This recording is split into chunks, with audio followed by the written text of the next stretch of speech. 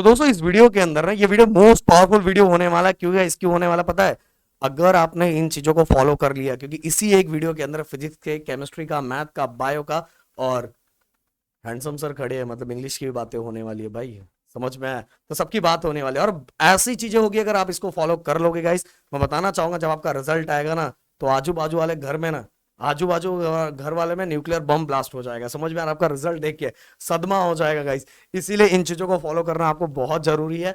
And दोस्तों अगर आप चाहते हो कि एक स्टोरी में बताऊं, वैसे वो ये स्टोरी ना अराउंड, और आपकी भी अगर यही स्टोरी है तो कमेंट बॉक्स में मुझे बताना कि हाँ सर सर सर आप मेरी बात कर रहे हो क्या सर, कि 10th में अच्छा स्कोर करना और अब वो 95, 97, 98 स्कोर करना, बट 12th में अभी तक जितने पेपर है ना, उनमें भाई 50, 55, 60 भी स्कोर नहीं हो पाया भाई। ऐसी स्टोरी, बट ऐसी स्टोरी को हम कैसे फिर से वापस ट्रैक पे ला सकते हैं, इससे रिलेटेड एक स्पेशल सा डिस्कशन करने वाले हम लोग। अगर वो वीडियो आपको चाहिए तो नीचे कमेंट बॉक्स में हैशटैग बस यस लिख देना। अगर यस आपने लिख दिया तो भाई हमको समझ में आ जाएगा, इशारों इशारों में समझ में आ जाएगा कि हाँ आपने बिल्कुल सही बोला। मैं चाहूंगा एक गैंग के मेंबर जो अभी आना नहीं चाहते थे पर वो अचानक में इधर आ चुके हैं, तो मैं इनको यही साथ में बुला लूं। राहुल सर आप भी इधर आ जाइए फ्रेम में, जैसे हमें थोड़ा और फ्रेम थोड़ा स्ट्रांग हो जाए, एंड हो सकता है कुछ दिनों में फ्रेम और आपको बड़ा दिखे। सो गाइज फिजिक्स, सबसे पहले फिजिक्स और केमिस्ट्री के बारे में बात कर दूंगा। ये तो सर ऐसी आगे डायरेक्ट आ गए अभी अभी इंजीनियरिंग का। हाँ नहीं राहुल सर, आपके भी है ना, आपका भी बनाया हुआ है इसके अंदर, मैथ मैथ भी है इसके अंदर। हाँ मैथ से स्टार्ट करते, ठीक है तो चलो भाई पहले मैथ से स्टार्ट करते, क्योंकि राहुल सर का ना अभी, राहुल सर इसके अंदर मारा मारी कर रहे हैं, किसके अंदर पता है? इंजीनियरिंग के अंदर। तो पर राहुल सर पहले मैं फिजिक्स का बता देता हूँ, फिर आपको। तो सबसे पहले फिजिक्स की बात कर लेता हूँ गाइस, कि फिजिक्स और केमिस्ट्री अगर मैं आपको बताना चाहूँ तो फिजिक्स और केमिस्ट्री का जो पेपर पैटर्न होता है वो बिल्कुल सेम जैसा होता है, बिल्कुल सेम जैसा होता है। 1 मार्क्स, 2 मार्क्स, 3 मार्क्स, 4 मार्क्स दोनों में ऐसे ही होते हैं। तो आपको 1 मार्क्स के लिए फिजिक्स और केमिस्ट्री के लिए आप सभी को जो बोर्ड का क्वेश्चन बैंक है, जो बोर्ड ने कुछ सालों पहले रिलीज किया था, उसको फॉलो करना चाहिए गाइस। अगर वो आपने सॉल्व कर लिया तो बोर्ड के क्वेश्चन के जो 1 मार्क्स के क्वेश्चन है उसको भी हैंडल कर लोगे। इसके बाद गाइस अब बात करते हैं 2 एंड 3 मार्क्स के क्वेश्चन।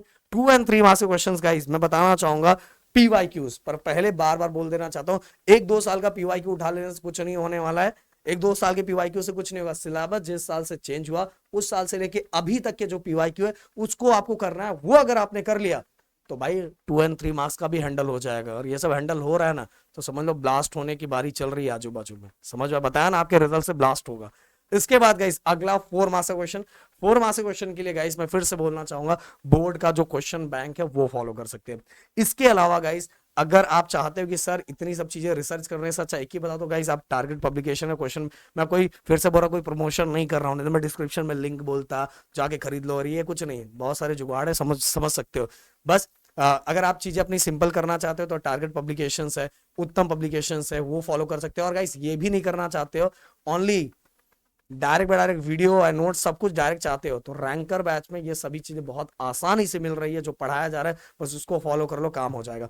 अब बात करते हैं आपके अपने राहुल सर को मैं बुलाना चाहूंगा, ये अचानक से टपक चुके हैं, तो मैं राहुल सर को देना चाहूंगा माइक, और इसके बाद राहुल सर बायो की बात करो। राहुल सर आपको कभी तो गाइस सबसे पहले तो मेरे आरसीसी बैच से जुड़ जाओ। हाँ, नहीं तो बाद में फिर मुझे बोलोगे कि सर मेरा नहीं हुआ, क्योंकि मुझे दुख ये हो रहा है कि बहुत सारे बच्चों की अच्छी पढ़ाई हो रही है, जो बेचारे जुड़े नहीं है उनकी पढ़ाई अच्छी नहीं हो रही है। तो बहुत शानदार तरीके से आरसीसी चल रहा है और बहुत सारे राहुल सर स्टूडेंट ये जुड़े आपको हुए जो हैं। दिया था ना, मैंने अच्छा, खरीदा है इसको, इससे आप ठीक है। अब देखो दोस्तों, यहाँ पे अगर मैं बात करूँ 1 और 2 मार्क्स का क्वेश्चन, ये अभी मैं, ये नहीं कि ये अभी जस्ट मैंने ही बनवाया था। तो अभी जस्ट मैं आया। तो यहाँ पे अगर आप देखोगे 1 मार्क्स के क्वेश्चंस में, अगर आप ध्यान से देखोगे तो यहाँ पे हमने क्या मेंशन किया, पीवाईक्यूज। तो पीवाईक्यूज और मेरे एक वीडियोस आएंगे भी, अगर आप आरसीसी बैच से भी नहीं जुड़े हो ना, तो एग्जाम के पहले मेरा एक वीडियो आने वाला है जिसमें पीवाईक्यूज 1 और 2 मार्क्स में कौन सा कवर करना है, इवन एमसीक्यू जो 2 मार्क्स का है वो कैसे कवर करना है। और अगर आपने वो 360 डिग्री वाला मेरा वीडियो देख लिया तो आप आराम से 360 डिग्री के अकॉर्डिंग अपना पेपर लिख सकते हो। देन दोस्तों इसके बाद इसलिए मैंने यहाँ पे लाइव मेंशन किया है कि बहुत सारे स्टूडेंट बस क्या से 21 से ना पूरा का पूरा आप कवर करने जाओगे तो नहीं होगा, पर अगर आपके पास टाइम है तो आप कवर कर सकते हो। पर एक और मेरा सजेशन है कि मैं देखता हूँ बहुत सारे स्टूडेंट ना 1 मार्क्स और 2 मार्क्स के क्वेश्चन ना पहले सॉल्व करते हैं। मैं, मेरा एक सजेशन, पहले आप लेसन का कॉन्सेप्ट कवर करो, लेसन का अच्छे से प्रैक्टिस करो, फिर एमसीक्यू, हाँ 2 मार्क्स का क्वेश्चन वाला पार्ट पहले सॉल्व करो, पर एमसीक्यू वाला पार्ट लास्ट सॉल्व करो। इसलिए मैं हमेशा, मैंने अपने आरसीसी बैच में भी बोला है कि एमसीक्यू वाले पार्ट पे मैं लास्ट में एक सेशन लेने वाला हूँ, पूरा लेसन होने के बाद, पूरा लेक्चर कंप्लीट होने के बाद हम लेने वाले हैं।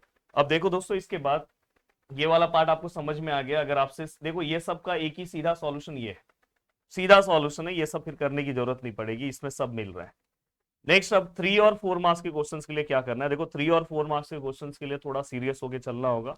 Most of the time student को मैं देखता हूँ मैथ को पढ़ते हैं, और पढ़ने की वजह से ऐसा होता है कि वो पूरा का पूरा स्टेप लिखने के बदले आधा लिखते हैं, उसके बाद गड़बड़ हो जाते हैं। तो यहाँ पे आपको क्या करना है कि यहाँ पे आपको पीवाईक्यूज पे ज्यादा फोकस करना है। मैथ मतलब पीवाईक्यूज, ये ध्यान रखना, मैथ मतलब पीवाईक्यूज। बाकी सब्जेक्ट में थोड़ा सा घुमा फिरा के आता है, मैथ में कुछ भी नहीं घुमा के आता है, स्ट्रेट फॉरवर्ड। क्योंकि हमने मैथ का, हमने जो पेपर बना था उससे डायरेक्ट बात की है कि भाई घुमा फिरा के पेपर नहीं चाहिए, स्ट्रेट फॉरवर्ड चाहिए। समझ में आया? तो मैथ का पेपर स्ट्रेट फॉरवर्ड आपको दिखाई देगा। नेक्स्ट दोस्तों, आरसीसी यहाँ पे है, जहां पे मैं बहुत अच्छे से चीजें कवर करा रहा हूँ। मैंने मैथ 1 के ना 4 लेसन भी कवर कर दिए। मैथ 2 के मेरा डिफरेंशिएशन चल रहा है, एक लेक्चर और हो जाएगा तो मैथ 2 का फर्स्ट लेसन कवर हो जाएगा।